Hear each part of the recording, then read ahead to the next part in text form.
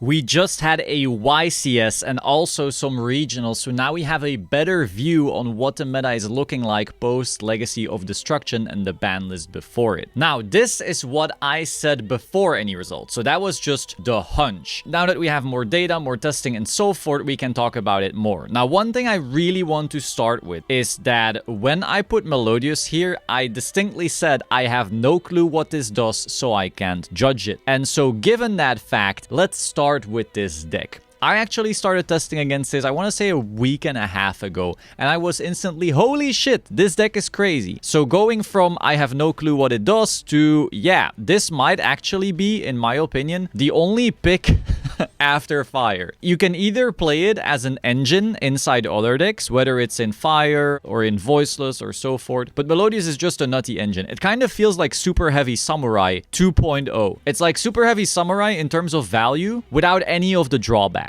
I would even almost argue that it could be something like this, which is wild. But so for now, I'm gonna put it right here. Now, Snake Eye. Was I correct about Snake Eye? Of course I was correct about Snake Eye. And was I correct about it being pure? Remember, back then, people were talking Fire King is now gonna be the best deck. Pure is gonna be so much weaker without their Omni Negates. First of all, they're still making Omni Negates. Come on, we all saw this coming. Hope Harbinger, Arclight, Hot Red Archfiend, fucking the Silvera Trap is something people are trying. Or, if you don't want to do that, they can also hand rip. The fact that pure Snake Eye can still play so many hand traps and does go second way better makes this still the best deck. It is still outclassing Fire King by a long shot. Now, is Fire King bad? Of course not. It is still playing the best cards in the game, Snake Eye, but it is a fair bit weaker than pure. Honestly, hot take, I think Melodious is better.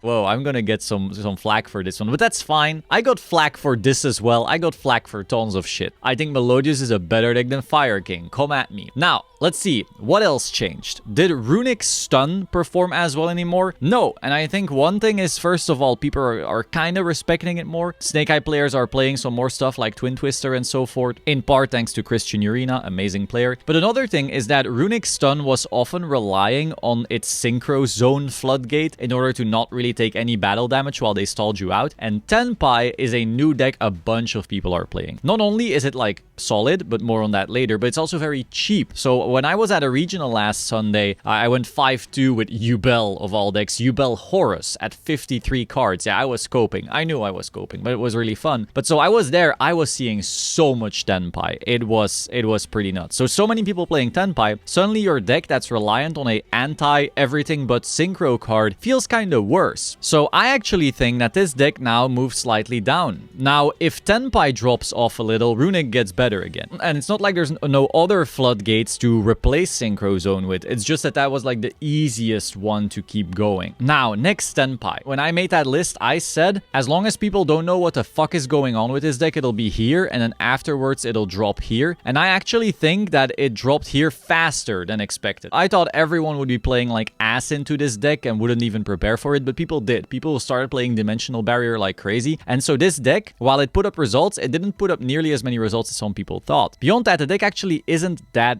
great. Yeah, it is unfair. It will sometimes randomly win with no input from either player. It is sacky as fuck, really. It is really frustrating that it even exists, but it's just not that good. You know, they rely on all of their non-engine to get some plays through. Because anytime you actually have a board, this deck is doing nothing. So they didn't hand trap you to death, or they don't have like 3 breakers on top of each other. This engine is not playing through shit. Like, yeah, you can have field spell and turn off stuff in main phase. That can be really powerful, sure. But the engine as a whole is just weak. They are still basically gladiator beasts in a modern era, but still pretty weak. It's really that non-engine putting in all the work, and they can fit a lot of it. But so yeah, like I said, I thought it would be here and then drop off. I think it actually dropped a little faster. Now, it's very possible that people, because of this, stop respecting it, and then it goes right back up here. You know, it'll just yo-yo between these two places until maybe Infinite Forbidden, where it gets some more support. Now, Branded. How good is Branded? I still believe that this deck is actually not that great. Like, it is a high ceiling, crazy deck, but you have to play so many bricks, and if you start cutting the bricks, your ceiling goes down. And then you always have to let your opponent just freely combo, so then you need to go break the entire board, backed up by non-engine, same song over and over again, really. But beyond that, because all of those things were true, right? But beyond that, you now also have to deal with all the D barriers that people are playing because of Tenpai. Tenpai, I think this deck goes slightly down. I did not expect people to debarrier so quickly, so Tenpai dropped off. And then I did not expect people to debarrier Branded so quickly, and so that dropped off. Now that may have you thinking, oh, so Purrely also drops off, right? I actually don't think Purrely drops off. And the reason is, while Branded lets you fully play and then breaks the board with their engine, Purrely can fit a billion hand traps. And so a debarrier isn't always auto-winning you the game when all those hand traps stopped you from playing as well. So you're basically stalling each other out. One player stalls with the debarrier, the other player stalls with the hand traps. So that's why I think Purrely is actually still deserving of being in this tier, but maybe in a little bit of a different order. Next we have Flu. Flu, I think, got slightly worse because people are playing Ghost Ogre because of Tenpai. And with Ghost Ogre, you know, hitting map and so forth, suddenly there's even more hand traps ruining your day. Now Shifter can turn that off, but that's not all the time. So I actually think this deck is gonna go a little lower as well. Now, don't get me wrong, I'm not saying these decks here are tier 3, by the way, but I just want to make a really clear, like, distinction in viability here. Now, Kashtira. I think Kashtira is still solid. People are, like, sleeping on this deck so hard, but any 2 cards is OTK under Nib if your opponent has no board, or 1 monster, basically. And with the amount of non-engine you can play, you can just make it so there's no board. And then going first, you can just make a very minimal board. You trade really well into all the hand traps people are playing. You know, like, you go Imperm on your Unicorn, you go haha, I already had Theosis. And so, like, it just trades so well into the hand traps. If people started playing board breakers, this deck would go, like, right here. It would be fucking dog shit.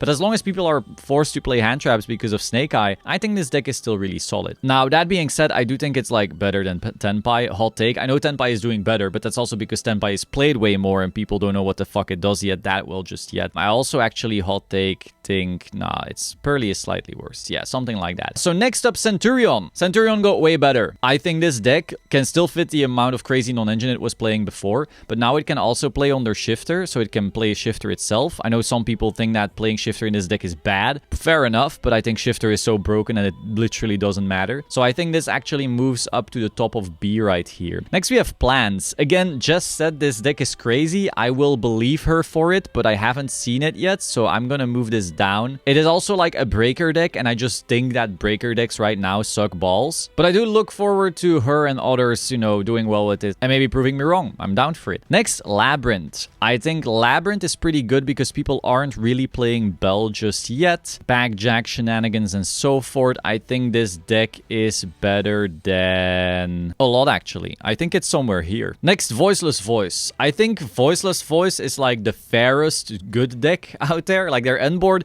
it kind of reminds me of Sword Soul. It's like Sword Soul with 1-card combos. Is the end board crazy? No. Is the follow-up good? Yeah. Can they fit non-engine? Yeah, but not as much as some of the other better decks. So this deck is just like really, really fine. Next up here, Rescue Ace. I actually think Rescue Ace is really solid. The only reason you don't see it performing is because if you have all those fire cards, why the fuck wouldn't you play pure Snake Eye, right? But if not for that, like let's say tomorrow they banned Snake Eye Ash and banned Flambirch or something. I'm not saying that will happen, but imagine for a second, you know, if they did that, I think Rescue Ace could easily be like right here. It could easily be a top performing deck because it is really powerful. If anything, I should put it like somewhere right here. I think this deck is really good. It's just that people aren't playing it because it's the same cards. You might as well play the better deck. Next, Chimera. I think Chimera, while it can fit non-engine and then, you know, play with the big boys, I think the power of its engine is actually even weaker than I thought. And a lot of people are still on Droll, but maybe they will cut Droll because it doesn't really do that much into a bunch of this stuff. Yeah, I think Chimera can actually go lower. I'm very sorry. It's still better than Vanadium. Still better than Dragons as well because it can at least fit non-engine. Then Unchained. We actually saw Unchained do very well from the Raiden trade team because they started figuring out like this Nightmare Throne, Beckoning Beast style stuff. The only issue with the deck is that it's still a breaker deck, and if you are a breaker deck, you are essentially saying, yes, go ahead, fully combo my ass to sleep. I will attempt to break the board, but if you then show me one hand trap, I will go have lunch. So for that reason, I think this deck is actually still not that great. Even though I was really impressed by that video and I want to really play that deck more, I just don't feel comfortable with a breaker deck in this format. Unless if people start playing so much Melodious, then the breakers get really good, because Melodious like does kind of get fucked by a lot of breakers. Then again, hot take, I don't think Voiceless is that good in comparison with Unchained either. Yeah, I want to do this. Next, Tier Elements. I think tier has the same issue as Unchained, while also having even more issues. Again, no hand traps. You're just sitting there. You're letting them do their thing. Kind of Rika has the same issue. Yeah, I think this is fine. This can stay here. Salad, I think Salad is actually better than I gave it credit for, even though I don't think it's that great. It can at least play the hand traps to ensure there's no board and an OTK with one card, which is something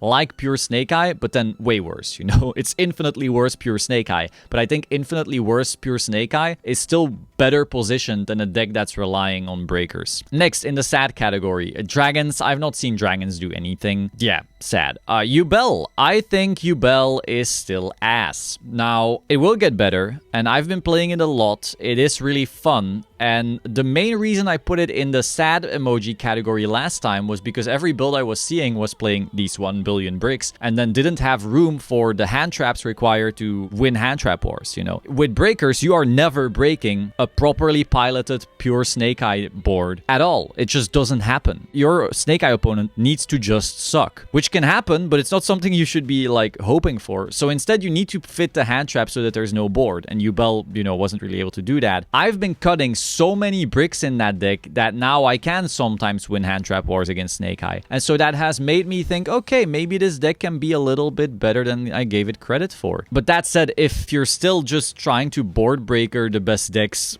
I don't know, then I would put it right back here. But if you're trying to play more hand traps, all right, maybe it can be somewhere here. And that is basically how I see the format right now. Snake Eye best deck, followed relatively closely by Melodious. I was really surprised by it. Fire King, definitely not as good as Pure. Centur-Ion, really solid deck, really spooky. Kashtira, just still billion non-engine, solid engine by itself. Can actually go first as opposed to Tenpai. Can actually play through a D-barrier a little bit as opposed to Tenpai. Labyrinth struggles against Fire King, but Fire King not played as much right now, so I think it moves up, and as long as people aren't on Bell, this deck is very happy. So that is more or less the meta in my mind right now. Let me know your thoughts in the comments down below. Be sure to like, comment, subscribe, and I will see you soon. Ciao.